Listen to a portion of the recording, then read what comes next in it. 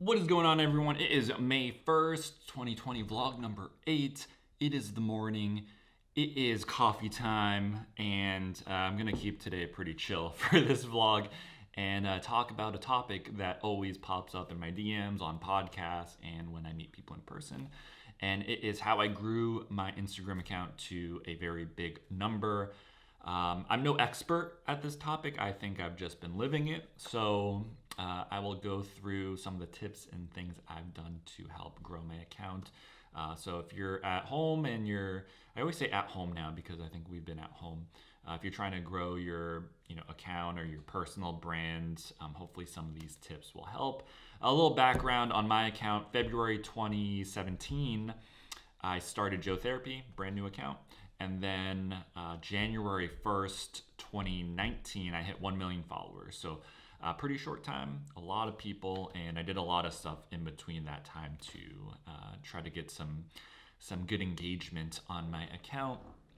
So let's get it started. I wrote down a little list. I don't want to make this video too long. I also think my battery is going to die on my camera.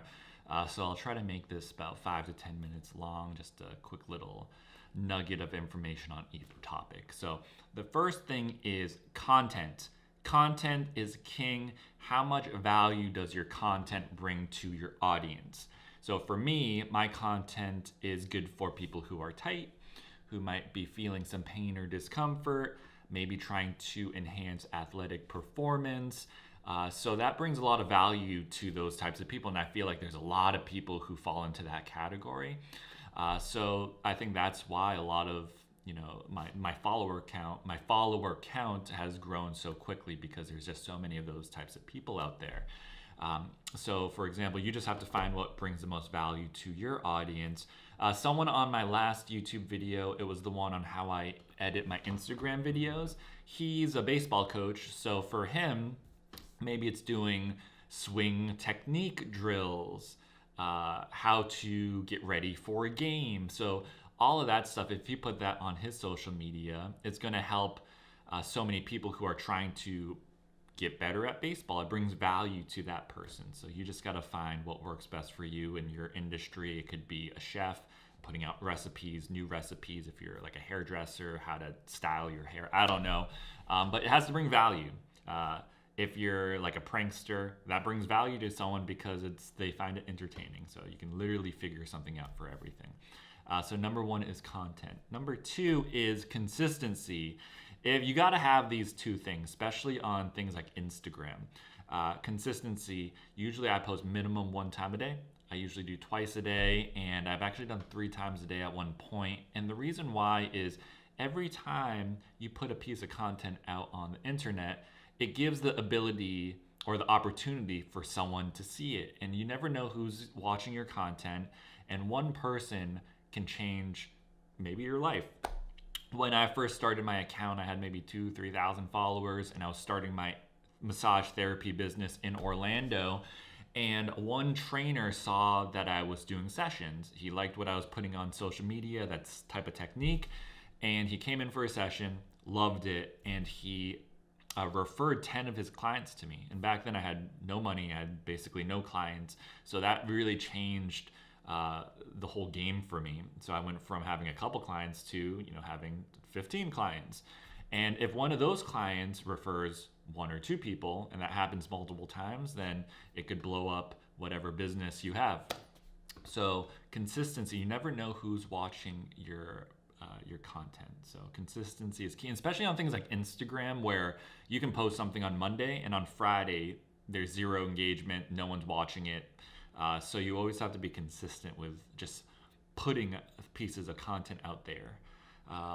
Another thing I'm kind of doing right now is I'm trying to grow my YouTube account and my TikTok. So right now, if I'm going to my YouTube page, where am I at?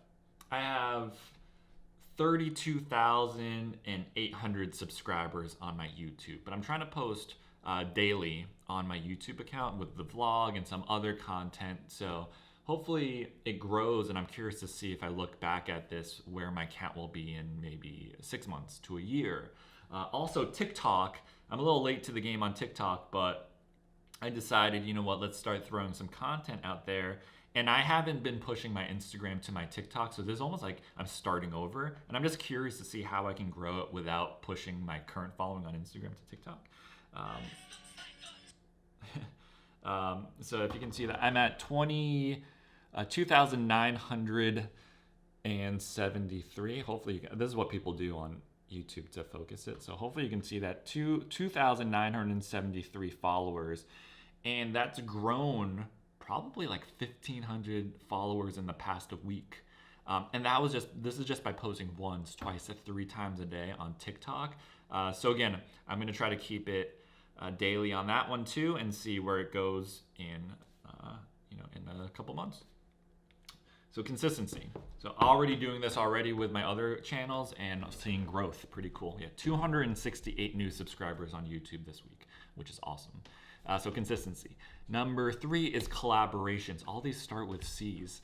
Collaborations. Finding people who are like-minded, people in the same industry as you, and throw ideas off of them. In 2017, when I first started, I had about 5,000 followers. I went out and looked for other people with 5,000 to 10,000 followers who were in the same industry as I was, and I respected what they were putting out. I loved the knowledge that they had. Then we would throw ideas around, maybe share posts here and there of each other's, and our accounts, a lot of us just grew, slowly as that happened. And it kept it interesting too. It kept it fun, and yeah, collaborations are great. Later on, when I had a little bit of a bigger following, maybe like 100K, I started to do more collaborations with people who were similar level. So like if I had 100K, someone else had 100K, we would share. And because we had a pretty similar following, it was, health and fitness. It had something to do with that. It had a lot of crossover, so we would mutually benefit from that. And not to mention, the other person's putting out really good information. We respected each other's information. So it's good to see that my followers really enjoyed this person's content, because it's going to bring value to that person. So collaborations, number 3.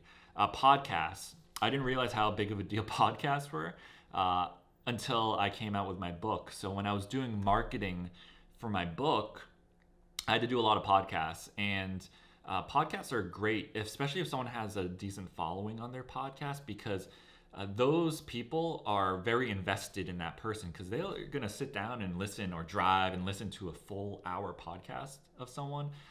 That means they're very loyal. So if you can get on podcasts and get in front of a new audience that will listen to you for an hour long, that's great. And you can hopefully share your mission, what you're trying to do, to that person, and then they become a follower. So that was a really big needle mover for me when it came to marketing my book. But then people started following my social accounts, and overall just really good. So podcasts, they've been popular for a while, but they're huge. I didn't realize how big they were.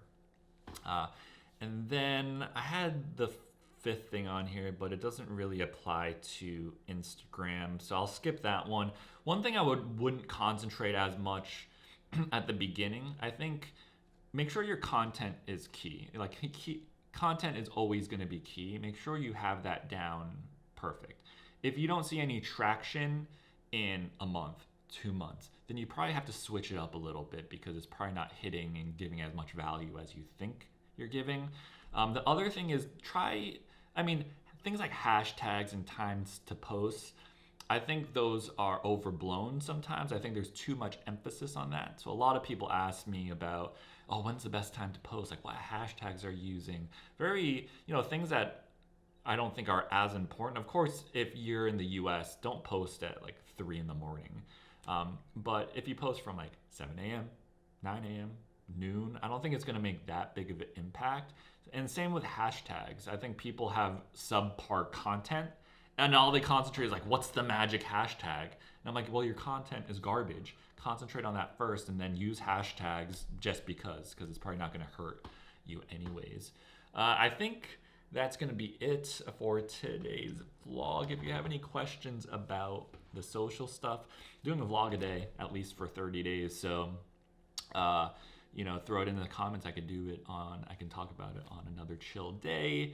But that's good. Keep it going. Like, social is amazing. It's changed my life for the better. It's helped me you know, make a career out of something that I actually enjoy and not be a slave to something I do not enjoy. And then always give back too. All right. If you become successful in something, always try to give back. So hopefully you guys learned something in this video, and I will catch you guys tomorrow. Have a great day.